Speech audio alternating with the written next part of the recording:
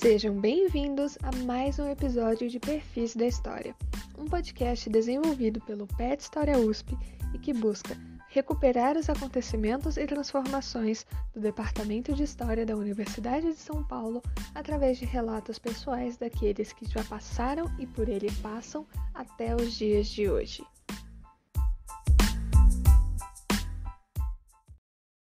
Então, agora para as perguntas mais acadêmicas. Professor, muitos dos ouvintes do Perfis acompanham o podcast pela curiosidade em torno da carreira acadêmica mesmo dos professores. Você se especializou em medieval, né? E o seu mestrado foi intitulado Os Trabalhos e os Dias Eternos, a Escravidão Africana nos Sermões de Antônio Vieira. E o doutorado sobre a escrita e a conversação honesta sobre a história de Portugal. De onde veio esse interesse em pesquisar medieval, esse gosto pela Idade Média, de onde ele veio? E por que o tema dos Sermões do Vieira foi esse pontapé inicial na sua produção acadêmica? Como é que surgiu esse impulso? Então, tem uma questão, né, que me liga à Idade Média. Primeiro, uma Idade Média é uma longa Idade Média. Eu tô naquela turma que às vezes é um pouco questionada, né, e que eu estou acompanhado só do Legoff, né, que é esse historiador com pouco destaque, talvez vocês nem conheçam, né, nem saibam quem é o Legoff e tal, né, mas eu sou desses que acha que a gente tem uma Idade Média mais alargada, né? Porque a questão não é tão cronológica, a questão é mais temática, né? Acho que a gente tem linhas temáticas, linhas de força na história, e a questão da religiosidade, ela me parece um elemento aí que não permite um recorte, né? Um recorte estrito, né? No século XV ou no século XVI. O padre Antônio Vieira apareceu na minha pesquisa, né, porque ele também representava, de um lado, essa questão de uma religiosidade de intervenção, né, é um jesuíta, tem toda uma formação missionária, mas um cara com uma característica particular, né? O Vieira com essa questão da discussão do messianismo, com a discussão do encoberto na Península Ibérica, em Portugal, do profetismo e com a questão política, né? O Vieira também tinha uma intervenção política junto com essa questão religiosa e com esse elemento messiânico, milenarista que era possível associar a movimentos, às vezes, a expressões que apareciam fortemente na Idade Média e que tem como matriz a cristandade, né? A construção da cristandade, a cristandade medieval, né, ela se constitui a partir do século IV, né, e essa cristandade ela é uma espécie de matriz cultural, né, que ela é explicitada também pelo padre Antônio Vieira. O padre Antônio Vieira é ainda para mim, uma paixão inebriante além da característica de uma personalidade, de uma intervenção, de uma personagem, o Charles Ralph Boxer, que é um dos primeiros biógrafos do Vieira, afirma que o Vieira não é apenas o mais ilustre luso brasileiro do século XVII. Ele falou: o Vieira é o mais ilustre europeu do século XVII. O Vieira é brilhante. O Vieira tem uma capacidade de argumentação, de escrita que é ímpar, né? E o boxe vai dizer: olha, não tem ninguém na Europa com esse calibre, né? Com essa importância. Além disso, o Vieira tem um texto que é soberbo, né? Daquilo que eu conheço, eu não sou um grande conhecedor da literatura mundial, mas daquilo que eu conheço em língua portuguesa, eu não consigo me encantar com nada próximo, né, do que o Vieira escreveu. Me encanta profundamente. O texto do Vieira, para mim, é arrebatador. E a capacidade, né, essa coisa conceptista dele, o argumento, a reflexão, né, é, é incrível, é deslumbrante. Tem um sermão do Vieira em particular que nem é um dos sermões mais conhecidos, mais famosos, mas é um sermão importante, né? Que é o Sermão pelo Bom Sucesso das Armas de Portugal contra as de Holanda, né? De 1640. Ele prega em Salvador quando Salvador vai ser atacada. A frota holandesa está ameaçando Salvador, e os holandeses já tinham devastado Pernambuco, e o Vieira assim, sobe ao púlpito para pregar. E nesse sermão, o Vieira faz uma coisa que é genial, né? Ele transforma Deus em ouvinte da pregação, e briga com Deus no sermão. Ele não pede a Deus, como os outros pregadores pediam, misericórdia. Ele não fala que o Deus está punindo os portugueses por causa dos pecados, como era um argumento retórico, né? Uma forma de estabelecer a culpabilização dos pecadores portugueses, e aí por isso vai acontecer a tomada de Salvador. Ele fala disso, ele fala, por que? Ele briga com Deus, por que você está mandando os holandeses aqui? Você deu o mundo para a gente conquistou o mundo e agora você vai dar Portugal, vai dar Brasil para os holandeses, os infiéis. Então é simplesmente genial, e de uma radicalidade, de uma ousadia, né, que está no limite da heresia. Né? Não por acaso ele foi condenado depois, ele foi processado pelo Tribunal do Santo Ofício, e genialmente ele mesmo faz a defesa, né, num trabalho intitulado Defesa perante o Tribunal do Santo Ofício. Né? É, ele é condenado pela Inquisição Portuguesa, e Roma, a Cúria romana, a Cúria papal, absolve o Vieira e convida o Vieira para ficar em Roma. E ele fica um tempo e depois ele volta para a luta política, né? Para a luta política dentro do Império Colonial Português, na corte portuguesa, como representante de uma ala reformista em Portugal. Então, esses elementos da política, da religiosidade, né, dessa cultura religiosa que envolve, né, pressupostos messiânico-milenaristas, né, que esbarram ali, me ligam, né, me trazem ali, me fazem articular os séculos XVI e XVII aos séculos XII e XIII. Né? Então eu vejo alguns elementos de permanência que vão me ligar. Eu, durante um tempo, além da pesquisa, né, eu dei aula na PUC de Ibérica Medieval. Né? Então, durante alguns anos, eu ofereci esse curso lá na PUC. Então, também foi uma experiência muito, muito gostosa para mim. Né? Eu fui aluno da PUC, terminei a graduação na PUC, vim para cá, vim para a USP fazer o mestrado e doutorado aqui no departamento, mas eu voltei à PUC como professor de Ibérica Medieval. Então, essa minha ligação com a Idade Média, mas não é qualquer Idade Média, é essa Idade Média mais longa. É uma Idade Média que trabalha muito com os elementos culturais, mas esses elementos culturais, talvez aí como o futebol, né, esses elementos culturais eles estão envolvidos também com a preocupação política.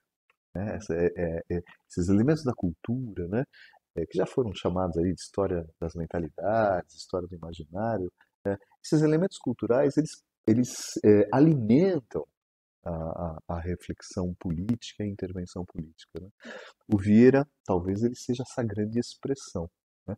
E eu tive o privilégio de estudar o Vieira, de pesquisar o Vieira, e participar de alguns debates, alguns congressos sobre o Vieira, acompanhado de dois dos maiores especialistas e leitores do Vieira aqui no Brasil, né? Que é o João Adolfo Hansen, né? Que é uma das pessoas que me influenciaram muito na minha reflexão, e o Alcir Bernardes Pécora, que é professor lá na Unicamp. Né? O Hansen, professor aqui, na FEFELESH, aposentado, sem dúvida, um dos grandes nomes aqui desta faculdade, da história desta faculdade, e o Pécora, né, um pouco mais jovem, o Pécora um pouco mais velho que eu, mais jovem que o Hansen, mas o Pécora é um dos grandes nomes. Né?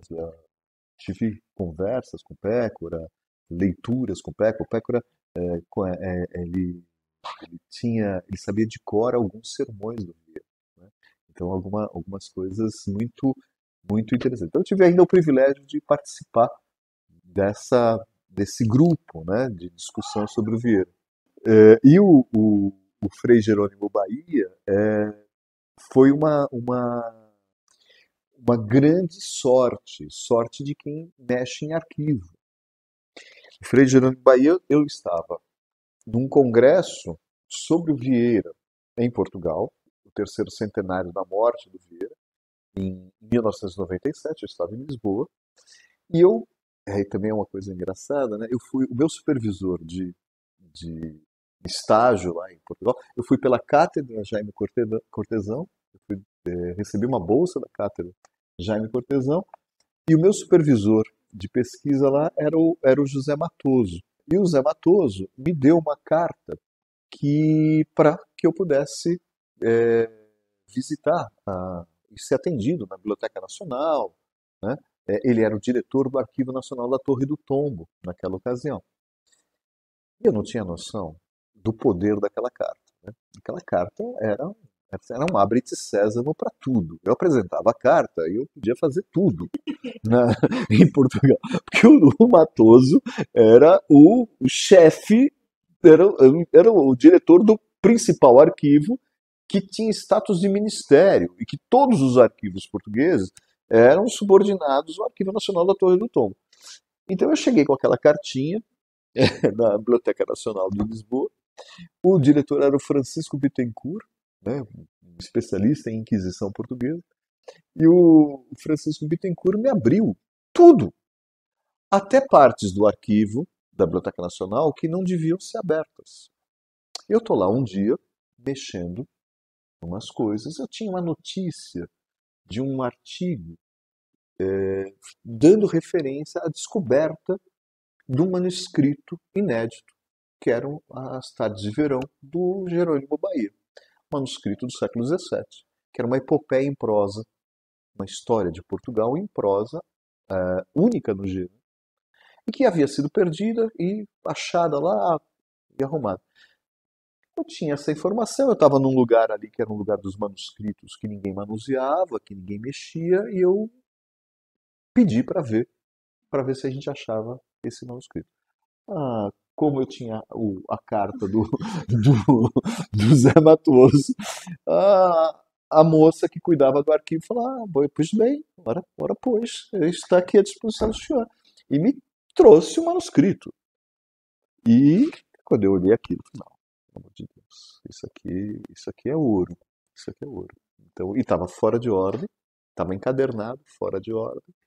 E aí eu peguei aquele manuscrito e falei: não, eu vou trabalhar isso aqui, porque... E aí eu organizei a transcrição, né? Tem um trabalho paleográfico, penoso, muito penoso, de fazer a paleografia, de decifrar as abreviaturas.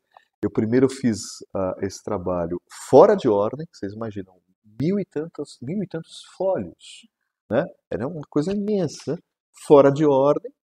E depois que eu fiz toda a transcrição fora de ordem, eu reproduzi e remontei em ordem, né? Então a edição, a minha tese de doutorado é uma edição desse material, é a única que tem, até onde eu sei hoje, é a única que tem a edição em ordem, é a transcrição atualizada desse manuscrito. Então essas coisas de arquivo que às vezes a gente dá sorte, né? Você vai para o arquivo, você tem algumas pistas e às vezes você encontra algumas coisas que são sensacionais. Incrível, né? A gente tá tendo sorte de ouvir isso, de poder registrar isso. O senhor falou muito sobre essa questão da religiosidade, né? E é uma marca muito presente no seu curso de Idade Média aqui na História, no Departamento de História pela USP. E a gente sabe que em cada curso no Departamento de História, o professor é meio que obrigado a realizar alguns recortes, ou cronológicos, ou temáticos, porque o período de 12, 15 aulas é muito curto para falar sobre períodos e temáticas tão extensos, né? E no seu caso, então, a gente tem a lembrança de quando fomos seus alunos de estudar muito sobre a religiosidade católica e as relações de gênero, né? Fora a questão lúdica que a gente vai conversar daqui a pouco. Aí, então, a gente queria saber um pouquinho sobre a sua intenção enquanto professor em fazer esse recorte, levar esses temas para a sala de aula e o que o senhor vê que a gente consegue, enquanto alunos, captar disso e o quão frutífero é para a nossa formação. Então, eu acho que é uma construção, né? Eu acho que eu fui chegando nisso, né? Não é um dado, isso é um resultado fruto desses anos de docência, de pesquisa, né? E de amadurecimento, né? Tanto como profissional como pessoa, né? Eu sempre imaginei um curso de medieval numa universidade pública, como é a nossa, né? E essa era uma pergunta: que curso? Que curso eu quero oferecer? Que curso eu posso oferecer, né? Com as minhas características, com a minha trajetória, que é diferente de outros colegas, né? Cada colega tem a sua trajetória, mas a minha preocupação, qual a característica do meu curso de História Medieval? Eu fico imaginando um curso que dialogue com as questões do presente. Um curso que não seja simplesmente, né, um curso que trate de questões que pararam ali, né, no período medieval, qualquer que seja a nossa demarcação cronológica, né, mas que digam respeito só àquilo, né? Eu fico imaginando que esse curso ele tem que tocar a gente em algumas questões.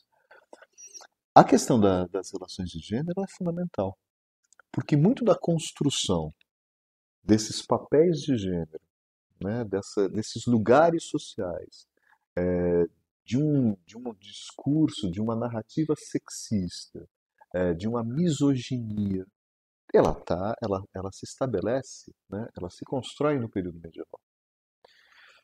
Por outro lado, também a gente tem experiências de resistência, tem experiências também de expressão de falas, né, de intervenções de mulheres que desafiam, né, essas restrições todas. Então, eu costumo partir sempre de uma questão que me parece meio evidente, óbvia, mas que é importante. No período medieval, você tem como elemento cultural fundamental o manuseio do sagrado, né, o que dá sustentação, né, e não sou só eu que penso isso, o Alain Guerreau pensa isso, o Le Goff pensa isso. Essa totalidade da cristandade medieval ela está assentada numa, numa construção, uma prática, uma série de práticas religiosas, né? E essas práticas religiosas elas são restritivas. O manuseio do sagrado, né, ele é atribuído aos homens. Os homens manuseiam o sagrado. Os homens manuseiam os sacramentos, que são esses elementos de articulação do cotidiano, da vida cotidiana, com os elementos transcendentes, que dão significação, né, nessa relação de analogia.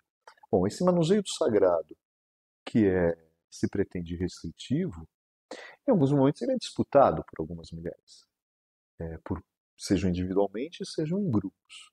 Isso me parece interessante, né? Isso me parece interessante a gente perceber aquilo que é estruturante, que é as restrições, mas também perceber os movimentos de contestação e de resistência. E muito interessante porque eu fico imaginando numa sociedade que é muito importante que a gente revisite isso. Essa é uma questão atual.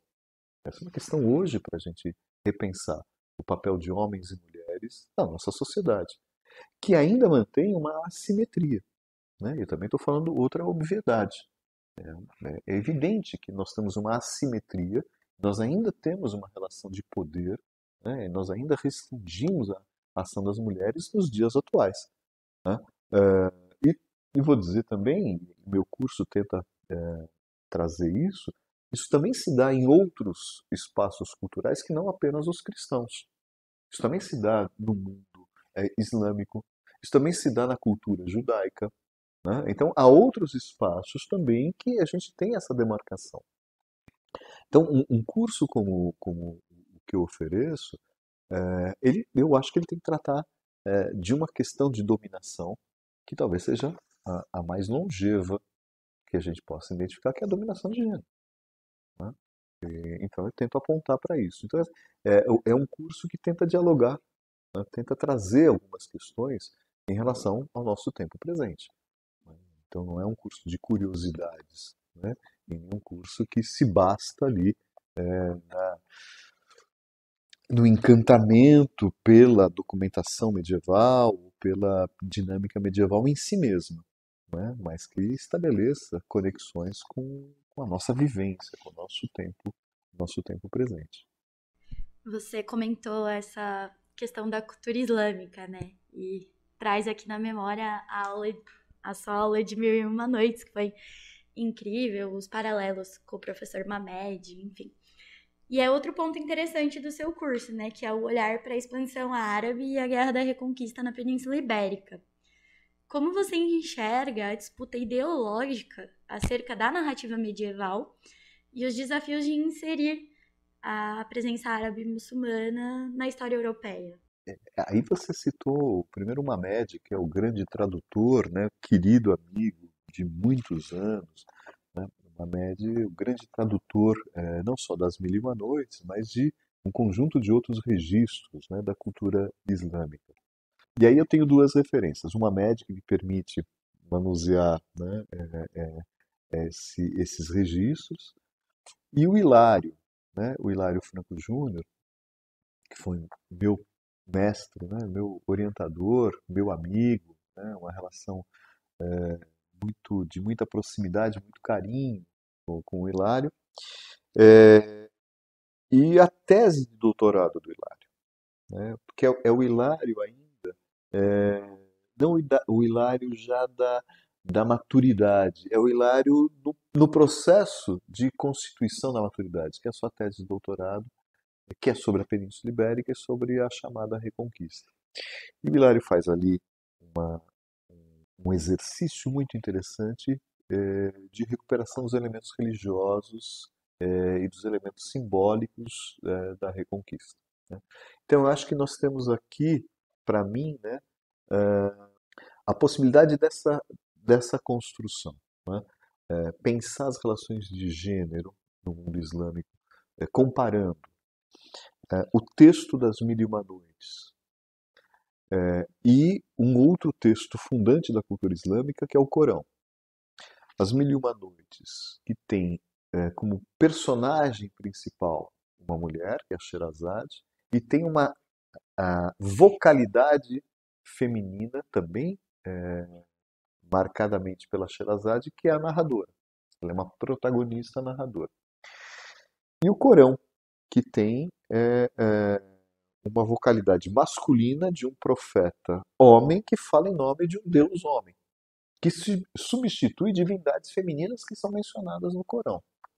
Então, é esse confronto que eu tento fazer nessa discussão, uma única aula, né, que eu abro no curso, uma janelinha que eu abro para o mundo islâmico, mas é essa discussão também do manuseio do sagrado e do manuseio do registro, né? E em relação aos dias atuais, é perceber que as relações de gênero, tal como nós vemos hoje no mundo islâmico, elas primeiro são variáveis, elas são variáveis hoje e elas são variáveis ao longo dessa história do mundo islâmico, né? E que a gente tem que pensá-las também em relação às relações de gênero ocidentais e não construir uma narrativa depreciativa do mundo islâmico, né, desse mundo oriental que normalmente a gente vê no senso comum. Então, esse resgate do mundo, da cultura islâmica, da religião muçulmana, para mim tem esse sentido. Com relação à Reconquista, né, a chamada Reconquista, que é a expansão feudal na Península Ibérica, eu acho que ela aciona esses elementos de religiosidade, esses elementos simbólicos que me interessam, e ela também articula, né, pensar esse processo de expansão na Península Ibérica com o próprio processo de expansão ultramarina. Então ele me articula também com essa longa Idade Média. É pensar essa Reconquista não como um fenômeno exclusivamente de uma Idade Média estrito sensu, mas pensar essa Reconquista como uma expressão que articula A Idade Média, estricto senso, é essa Idade Moderna ou essa Idade Média, essa longa Idade Média, de uma duração ampliada. Então, a Reconquista é fundamental, por conta dessas motivações que são semelhantes às motivações que vão estimular a expansão ultramarina a partir dos séculos XV e XVI. Legal. Eu acho que a Vitória aqui, como se aproxima muito da história árabe, né? Tá mais, enfim, se especializando nisso, tá em grande êxtase, mas eu aproveito o uso da palavra êxtase para dizer, não sei se isso chega até você, mas apesar de você comentou que é uma janelinha do curso, é uma aula que eu abro, não sei se isso chega até você, mas a sua aula sobre Mil e Uma Noites é extremamente elogiada no departamento. Há uma propaganda gigantesca sobre essa aula especificamente, e provavelmente você nota que é a aula que mais enche. É uma aula que. Mas então, é interessante que a cada ano, né, o Paulo Francis falava uma coisa interessante. Ele diz assim: a questão do professor é que o professor vai ficando mais velho e os alunos têm a mesma idade. Então a gente vai tendo um distanciamento. É muito curioso que as reações elas começam a se alterar. Eu consigo demarcar, né? Eu dou essa aula sobre as Mil e Uma Noites, não é a mesma, ela sempre muda um pouco, sempre tem alguma coisa que eu acrescento, que eu retiro, mas eu trabalho com essa aula desde a minha época de PUC. Então isso aí tem mais de quase 30 anos que eu discuto essa aula. E as reações são um pouco diferentes, e é legal, é bacana, né? Eu vejo perguntas diferentes, né? Inquietações diferentes, né? É uma aula que eu sinto que os estudantes realmente se interessam bastante, mexe, né? Movimenta, ah, cria uma inquietação, né? E para mim isso é muito gostoso, né? Todo professor tem essa expectativa, né? Que a sua aula provoque, né? Provoque uma inquietação dos estudantes. Podia virar um curso. Aí a sugestão, já teria uma aluna inscrita. Eu acho que é possível, mas você sabe que também eu não sei se, aí sendo muito sincero, eu não tenho, eu não tenho nesse momento repertório suficiente talvez para fazer um curso.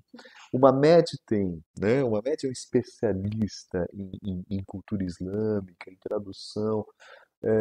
Me parece assim que a minha entrada numa aula, né, provocando isso, talvez ela estimule você a montar um curso, né? Não, e desenvolvendo a sua especialização, seu trabalho de pesquisa e construindo isso.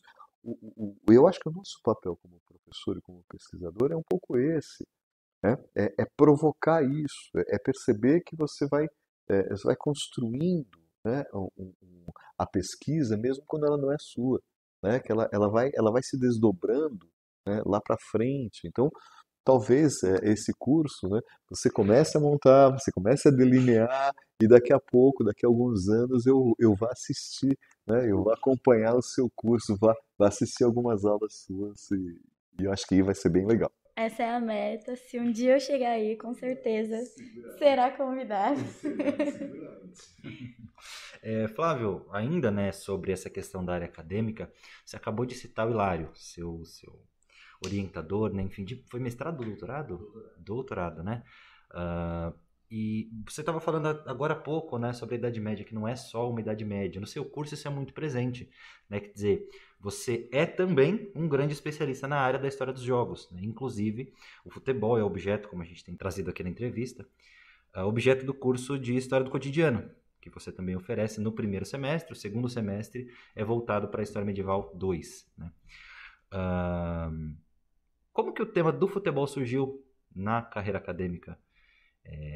Enfim, tem esses casos específicos, né? Você citou o Hilário, tem o Huizinga também que aparece no curso de futebol, acho que é o primeiro ou segundo texto do curso, pelo que eu lembro de quando eu assisti suas aulas. Enfim, tem algum aspecto da Idade Média que meio que direciona, que orienta o olhar do historiador para a questão lúdica, para os jogos? O Huizinga aparece nos dois cursos, né? Perfeito. Eu dou o Huizinga no curso de medieval e dou o Huizinga, o Homo Ludens, né? Porque o Huizinga O Huizinga é um medievalista, né?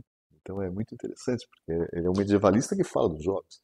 Ele tem o Outono da Idade Média, que é a grande obra dele, de medieval, e também tem o Homo Ludens. Mas a questão do futebol e dos jogos, essas questões elas ficarem paralelas, ficarem em suspenso, até meu ingresso aqui como professor, como docente de História Medieval. E é curioso e tem a presença do Hilário muito forte, porque o Hilário é São Paulino e a gente, durante muito tempo, a gente tinha como hábito, a gente praticamente se encontrava toda semana, um dia da semana, eu ia até o escritório do Hilário, antes de ser professor aqui do departamento, e depois também, quando me tornei professor, eu ia até, encontrava com o Hilário no escritório dele, de manhã, a gente passava o dia juntos. A gente almoçava e ficávamos planejando projetos, discutindo texto dele, texto meu, conversas, tal, que misturavam as atividades acadêmicas com essa relação de amizade, né? Bom, a gente começou a descobrir que a primeira parte, a parte da manhã até a hora do almoço, a gente basicamente só falava de futebol. Então a gente se encontrava e a gente falava de política, falávamos da família, falávamos de assuntos variados, mas era muito recorrente aparecer o tema futebol ali e a gente debater. E a gente começava a olhar e falava assim, pô, sabe que a gente está pensando umas coisas legais aí sobre futebol, né? E a gente ia almoçar e falava, bom, então agora vamos nos concentrar aqui em Idade Média e tal. E a gente passava a tarde. A gente fez isso durante alguns bons anos, né? Tinha essa questão. E quando eu ingressei mesmo aqui no departamento, o Hilário falou, olha, Flávio, vamos começar a mexer nisso aqui com mais seriedade, né? O que você acha? Então aí a gente começou a construir, né, projetos ligados ao futebol. Um desses projetos se tornou o curso, né, o primeiro curso, a primeira disciplina de pós-graduação aqui no Departamento de História sobre futebol, que a gente ministrou juntos, né? Ele estava fora, eu montei o programa do curso aqui, credenciei o programa do curso, ele já estava aposentado no departamento, mas a gente deu a primeira versão, a primeira edição do curso nós demos juntos. Ele como professor aposentado e eu como professor na ativa aqui. Então o futebol, ele parece que ele só conseguiu se engajar na minha trajetória acadêmica mesmo, de verdade, a partir do momento que eu estava aqui. E não foi na PUC, foi aqui, no Departamento de História da USP. E a partir daí, essa questão com os jogos, com o Huizinga, né, que tem essa questão, mas com uma identificação, né, uma construção que eu acho que eu consegui fazer, que é pensar de onde vem o futebol. É pensar uma genealogia para o futebol. Né? Como é que o futebol surge? Qual que é a diferença do futebol lá praticado no século XIX para outras modalidades lúdicas que envolviam bolas, né? E que eram praticadas desde a Antiguidade Clássica, no mundo greco-romano, e que também aparecem no mundo medieval, na cristandade medieval. Para isso, eu tive que desenvolver uma questão metodológica. Né? E a questão metodológica ela tinha duas frentes. A primeira é diferenciar conceitualmente jogos de esportes e trabalhar esporte como, de fato, uma ruptura com a Idade Média. Esporte como práticas lúdicas organizadas numa sociedade industrial capitalista a partir, né, de referências do liberalismo, de igualdade, de fair play, de normatização, de institucionalização. Diferente das modalidades lúdicas dos jogos, que não tem isso. Né? Não partem da isonomia, não partem de uma simetria, partem de hierarquia, estão muito mais próximos à festa e ao ritual do que essa ideia de igualdade que os esportes vão apresentar. Então há uma diferença conceitual entre jogos e esportes. E essa diferença conceitual entre jogos e esportes demarca uma passagem de um longo período de uma sociedade predominantemente agrária e religiosa para uma sociedade industrial e imanente. Então, essa é uma primeira questão. A segunda questão é pensar famílias de jogos. O Huizinga, ele trabalha com o termo, a denominação jogo, no singular. Essa denominação jogo no singular,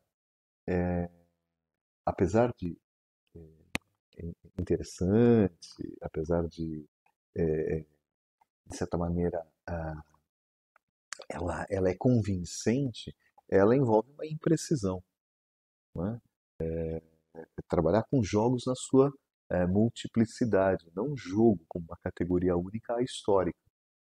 E trabalhando com jogos na sua multiplicidade, a gente pode pensar em famílias de jogos. E essas famílias de jogos de acordo com a sua natureza, com a sua materialidade. Então, famílias de jogos com bola, que são diferentes de jogos com luta, né? Os jogos de corrida, famílias de jogos com bola, das quais, né, dessa matriz enorme, vai surgindo modalidades lúdicas que se assemelham ao rugby e ao futebol. Né? E a partir daí você construir esse trajeto. Então, essa matriz do futebol eu consigo trazer, na Idade Média, eu consigo localizar no calcio fiorentino, no hurling, né? na sul, né? E em modalidades lúdicas que eram praticadas no período medieval e que eu diria que são antecessores do futebol, que vai ser esse recorte, que vai provocar esse recorte, essa ruptura, esse processo de esportivização, né? Como o Norbert Elias, o Eric Berne e outros teóricos, sociólogos vão apontar a partir do século XIX. Flávio, direcionando agora para última pergunta desse bloco 2, né? Você estava falando sobre seus projetos, né? Você citou projetos no plural que surgiram, enfim, a partir da sua trajetória no futebol, sendo um deles o curso. Agora, você tem também o Ludens, né? Você coordena o Ludens, enfim, dentre os vários laboratórios de pesquisa do departamento, inclusive da área de medieval. Você se tornou, em 2012, coordenador do Ludens, o Núcleo Interdisciplinar de Pesquisa sobre o Futebol e Modalidades Lúdicas. Né? E, enfim, sua aproximação com o futebol já está mais que exposta, acho que a gente já... Vamos perguntar ainda sobre o futebol, mas acho que a gente está se encaminhando para uma ideia bem legal. Agora, o que a gente queria saber para fechar esse bloco acho que partiu mais de um distanciamento muito grande que tem o Ludens do restante do departamento, né? Acho que só o pessoal, eu vejo assim, pelo menos nós vemos assim, o pessoal que gosta de futebol, gosta de esporte, se aproxima muito do Ludens, né? E o restante do departamento acaba, às vezes, nem sabendo, nem lembrando que o Ludens está ali no cantinho, junto com os outros laboratórios, perto das salas de professores, enfim. O que o Ludens faz hoje? Como o Ludens funciona, né? E, enfim, dentro dessa relação entre várias universidades, né? Inclusive, é importante citar, né? É um laboratório que direciona aí uma relação entre USP, Unesp, Unifesp, Unicamp, né? Quais linhas de pesquisa têm se desenvolvido, em qual nível, né, de graduação, de pós e etc. E como que os alunos do Departamento de História podem se aproximar, estar presentes e fazerem parte do Ludens também? Então, o Ludens é um NAP, né? O Ludens foi interessante porque houve aqui, na gestão do Rodas, né, do reitor Rodas, o estímulo à constituição de núcleos de pesquisa, né, e editais.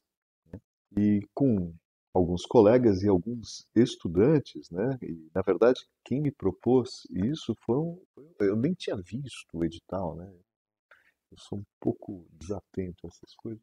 Então, alguns estudantes de pós-graduação viram o edital e me procuraram, falando, Flávio, vamos nos inscrever nesse edital. E nós nos inscrevemos. Montamos lá as propostas, né? E eu não tinha muita expectativa em ganhar, né? Eu achava que, assim, vou marcar posição com a minha pesquisa sobre esporte, sobre futebol, demarcar o campo. E nós somos agraciados, nós somos aprovados com o NAP. Tivemos uma boa verba para montar a estrutura do Ludens. Essa verba depois foi contingenciada. Então, eu ganhei uma boa verba, depois eu fui surrupiado com essa verba voltou para a reitoria. Eu gastei um terço do que eu tinha de recursos para pesquisa. A gente fez, eu acho que eu gosto de mencionar o que a gente fez alguns projetos coletivos muito interessantes, né? Dois eu vou destacar, né? Um que foi o Brasil na Arquibancada, que nós rodamos com uma equipe de pesquisadores fazendo registros de partidas de futebol da Série B do Campeonato Brasileiro e da Série C, rodando o Brasil inteiro, que é onde tem o futebol brasileiro mesmo, né? Porque o futebol da Série A é Rio-São Paulo, com um pouquinho de Minas Gerais e um pouquinho de Rio Grande do Sul. O futebol brasileiro de verdade está nas séries B e C. A D também, a D é impossível a gente fazer, a gente não tinha perna para cobrir. Então nós cobrimos e fizemos registros fotográficos, entrevistas, vídeos e fizemos algumas exposições, alguns trabalhos sobre o Brasil na Arquibancada. Vocês podem ver lá, tem uns painéis, algumas fotos que eu coloco ali na frente do Ludem. Eu vou falar de 3 projetos. O segundo projeto, que eu acho que é interessantíssimo, e talvez seja o projeto que eu tenho mais carinho, foi um projeto que nós fizemos em parceria com a Secretaria de Direitos Humanos da Prefeitura durante a gestão do Haddad, que foi o projeto Vista Sua Camisa com Orgulho. Então, durante a parada LGBT, nós montamos um estúdio fotográfico com araras, com camisetas de futebol, e a gente convidava os participantes da parada LGBT para tirar fotos, escolher uma camisa e tirar fotos. Então nós temos fotos de homens se beijando, um com a camisa do Corinthians, outro com a camisa do São Paulo. Nós temos fotos de mulheres se beijando com camisetas diferentes. Nós temos fotos de um bando se beijando. Nós temos fotos de héteros, de trans, de crianças, de famílias, de idosos, né? Nós temos fotos de uma diversidade comportamental e por isso vista a sua camisa com orgulho gay, né?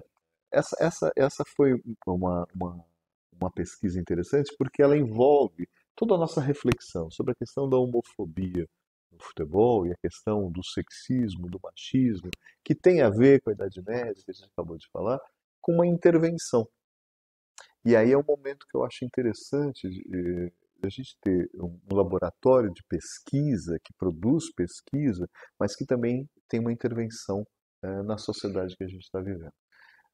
É curioso, eu falei hoje isso com os estudantes na minha aula, a gente colocou esses painéis aqui embaixo, né? Teve uma época que esses painéis estavam aqui no saguão.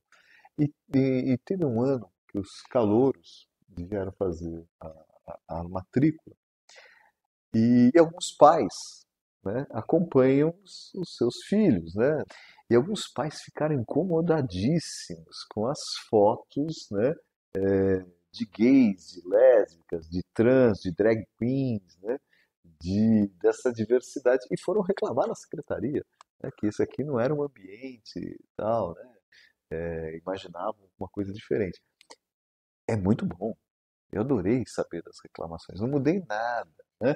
Mas adorei saber que a gente conseguiu construir coisas que provocaram uma reflexão a respeito da heteronormatividade, né?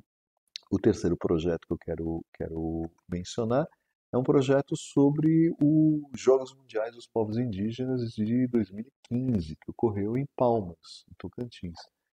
E o Ludens foi com uma equipe de pesquisadores também para fazer registros, entrevistas. Nós temos um grande acervo sobre os Jogos Mundiais dos Povos Indígenas, que foram pouco noticiados no Brasil, né?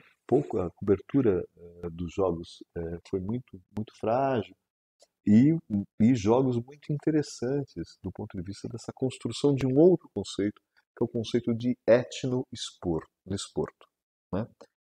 Não é só esporte, é uma outra coisa que se pratica entre os povos indígenas, né? E a gente pôde fazer essa reflexão. Bom, o Ludens tem pesquisas de diversos colegas aqui da USP, de fora da USP, e a gente ganhou, eu não consegui inaugurar por causa da pandemia, mas a gente ganhou a biblioteca do Juca Kfouri. Então a biblioteca do Juca Kfouri está aqui, né? Foi gentilmente cedida por ele, nós fomos retirar da casa dele a biblioteca, trouxemos a biblioteca. Não conseguimos inaugurar, viu, Juca? Não deu para inaugurar por causa da pandemia, mas eu queria inaugurar agora e aí tem restrições de uso do espaço aqui do departamento por causa das salas de aula, dos cursos, mas a gente tem hoje uma biblioteca que a gente chama de Biblioteca Juca Kfouri. Nós vamos inaugurar essa biblioteca, né, com os livros do Juca. E dentro dessa biblioteca Juca Kfouri nós temos a coleção Hilário Franco Júnior, que também doou os seus livros sobre futebol e sobre esportes para o Ludens. Então nós temos uma biblioteca não circulante, nós não temos condições de fazer que essa biblioteca seja circulante, mas nós temos um acervo bastante interessante, deve chegar perto de 2.000, a gente está fazendo a catalogação, tem cerca de 2.000 livros específicos sobre esportes e sobre futebol, e todos os estudantes do Departamento de História, né, estão convidados, né, a frequentar, a olhar o que nós temos ali na salinha do Ludens, né, os livros, as fotos, as camisetas de futebol, as bandeiras de futebol, as atividades que a gente promove. A gente não está promovendo agora por causa da pandemia e essas restrições agora pós-pandemia no departamento, mas as atividades, os seminários, os debates e lançamentos de livros que nós promovemos. A gente tem um selo Ludens, né? Então há também um selo, a gente tem algumas pequenas, mas importantes publicações com o selo Ludens, né? Uma edição de material voltado para as pesquisas aí de futebol e de esportes. Então, é um laboratório que precisa se reestruturar, porque pós-pandemia a gente tem que reestruturar uma série de intervenções, mas é um laboratório que tem bastante material, tem pesquisa acumulada e tem espaço para muitas pesquisas, né? Não é só futebol. A última coisa que eu vou falar do Ludens, né? Senão eu fico falando um monte de coisa. A gente tem o maior acervo documental do rugby. Está no Ludens, né? Graças a um pesquisador, um orientando meu, que é o Vitor Ramalho, que conseguiu trazer a documentação que ia ser jogada fora sobre a história do rugby no Brasil, e está no Ludens sob a nossa guarda. Então nós temos uma documentação ainda sobre esportes importantes, sobretudo sobre o rugby, né? E essa possibilidade de pesquisas as mais variadas, né? Do skate ao boxe, as lutas marciais, o futebol, muitas pesquisas de futebol de mulheres, né? Então tive uma orientanda que já defendeu, a Giovana, e está fazendo ainda doutorado sobre futebol de mulheres, e a Fernanda, que faz doutorado também sobre futebol de mulheres. E também futebol, jogos eletrônicos, também uma outra seara, uma outra pegada, né, um outro campo de pesquisa que o Ludens também permite esse tipo de desenvolvimento.